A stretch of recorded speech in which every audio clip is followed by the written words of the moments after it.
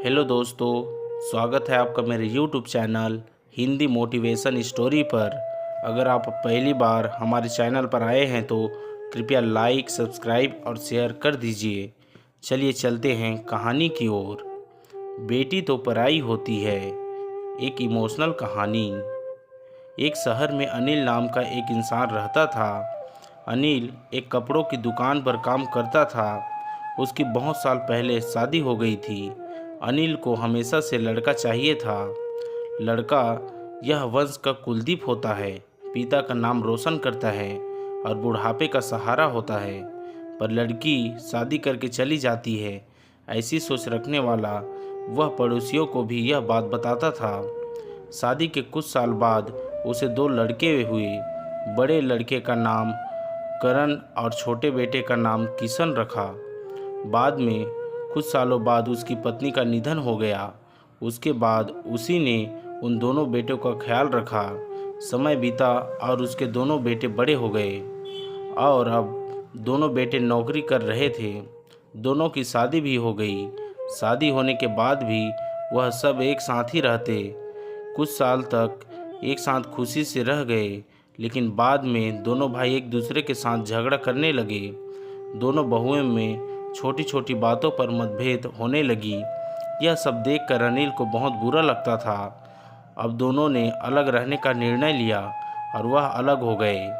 फिर पिताजी का ख्याल कौन रखेगा, ऐसा सवाल निर्माण हुआ। दोनों बेटे एक एक महीना संभालेंगे, ऐसा तय किया। अनिल एक बेटे के साथ एक महीने के लिए रहने लगा, फिर दूसरे बेटे के पास एक महीना, ऐसा उसका बंटवारा हुआ। पर जैसे जैसे वक्त बीतता गया वैसे वैसे बहुओं और बेटों में अनिल को लेकर झगड़ा होने लगा। दोनों बेटों के घर में झगड़े का कारण अनिल रहने लगा। यह बात अनिल को अच्छे से समझ आई थी।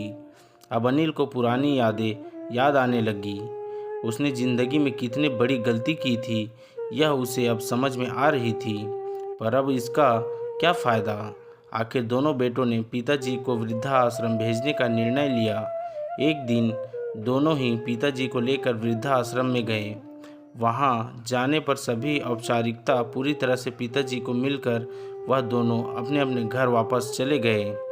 बेटे घर जाने के बाद अनिल बहुत रोने लगा। इसके बाद वृद्धाश्रम में से कई लोगों ने उसे समझाया, पर वह बहुत दुखी हो गया था। अनिल को वृद्धाश्रम में आकर 8-10 दिन ही हो गए थे।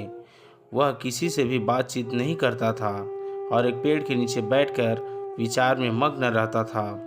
वहाँ के लोग उसे पूछते थे, पर उसने किसी को भी कुछ नहीं बताया। कुछ दिनों में वह एक व्यक्ति से थोड़ा बहुत बोलने लगा। बाद में दोनों की अच्छी दोस्ती हो गई। एक दिन वह दोनों बैठे थे, तब वह व्यक्ति अनिल को अपनी कहानी बताने लगा। वह बोला कि मुझे एक ही बेटा था। वह मेरे साथ छोटी छोटी बातों पर झगड़ा करता था। इस बात को मैं बहुत ऊब गया था। उस वजह से मैंने वृद्धाश्रम में रहने का निर्णय लिया। मुझे कभी कभी लगता था कि मुझे बेटे के साथ एक बेटी भी होती तो कितना अच्छा होता। कदाचित आज वह मेरे बुढ़ापे की लाठी बन सकती। उसका बोलना सुनकर अनिल और ज़्यादा दुखी हो गया और वह बहुत गहरे विचारों में खो गया। अनिल को दुखी अवस्था में देखकर उसके दोस्त ने इंसान से पूछा, आप क्या सोच रहे हैं? आपके सामने देखो, उस दिखने वाले दो व्यक्तियों में से एक हमारे वृद्धाश्रम के मालिक है। उसका नाम कैलाश सेठ और दूसरी उनकी बेटी है, उनका नाम आराध्या है। वृद्धाश्रम का सारा काम उनकी बेटी संभालती है। कैलाश सेठ इनको एकमात्र बेटी थी। बेटी माँ और पिताजी के बहुत प्यार करती है। उतना ही प्यार वह वृद्धाश्रम के हर एक व्यक्ति से करती है। अनिल सिर्फ उसकी तरफ देखते ही रह गया और उसका मन और भी ज़्यादा दुखी होने लगा। रात होने लगी थी। हर एक वृद्धा अपने अपने रूम में जाने लगी। अनिल भी उसके रूम में जाता है।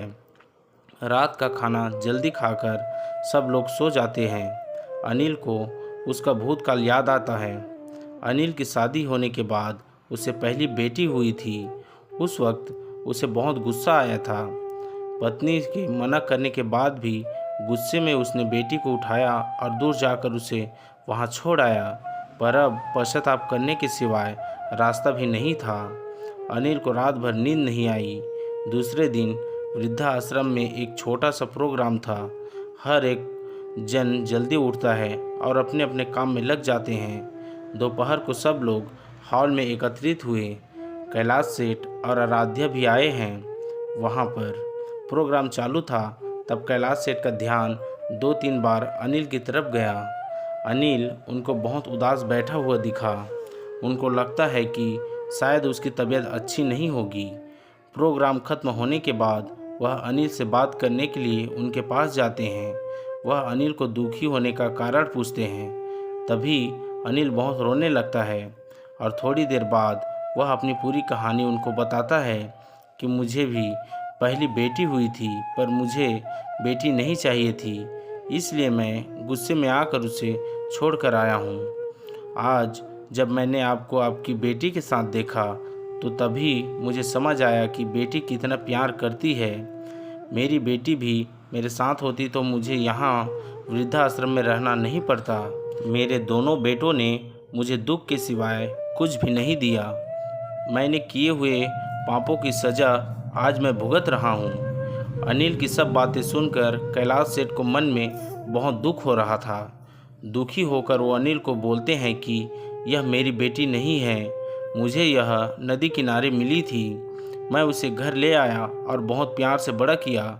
मैं और मेरी पत्नी उससे बहुत प्यार करते हैं और वह हम दोनों से भी उतना ही प्यार करती है।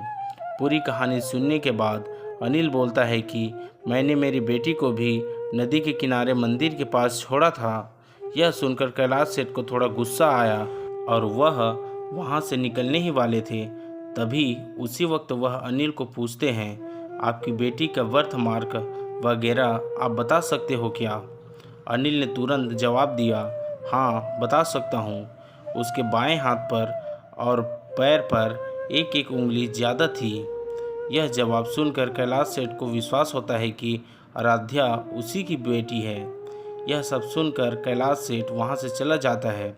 वह चले जाने पर आराध्या वहाँ पहुँचती है और वह अनिल को बोलती है कि मैंने आप दोनों की पूरी बात सुन ली है। आपने मेरे बारे में जो भी कहा वह सुनकर मेरा मन बहुत दुखा है। एक पिता खुद की बेटी के बारे में ऐसा निर्णय ले सकते हैं, यह सुनकर मुझे बहुत बुरा लगा। आपने जो भी किया वह बहुत गलत था। आपने मुझे बेटी बोलने का अधिकार खो दिया है। मैं आपकी बेटी होकर भी आप मुझे रास्ते पर छोड़कर चले गए थे और मैं उनकी बेटी ना होते हुए भी उन्होंने मुझ पर जान निछावर कर दिया। इसलिए वही मेरे सच्चे पिता हैं। आप इस वृद्धाश्रम में रह सकते हैं, पर आज आपने अपने सामने जो बोला वह फिर कभी भी उनके सामने मत बोलिएगा, क्योंकि आज तक मैंने उनको इतना दुखी कभी नहीं देखा। इतना बोलकर आराध्या वहाँ से चली गई। अनिल सिर्फ आंखों में आंसू लाकर उसकी तरफ देखता रह गया और अपने नसीब को दोष देता रहा। दूसरे दिन सुबह किसी को भी न बताते हुए अनिल वृद्धाश्रम छोड़कर चला गया। दोस्तों, यह कहानी आपको कैसे लगी हमें कमेंट करके ज़रूर बताएं और लाइक, सब्सक्राइब और शेयर करें। एक बात और दोस्तों, क्या बेटियां सच में पराई होती है? अगर हाँ तो हमें कमेंट करके ज़रूर बताएं और अगर नहीं तो भी हमें कमेंट करके ज़रूर बताएं। अपनी राय देना ना भूलें। धन्यवाद।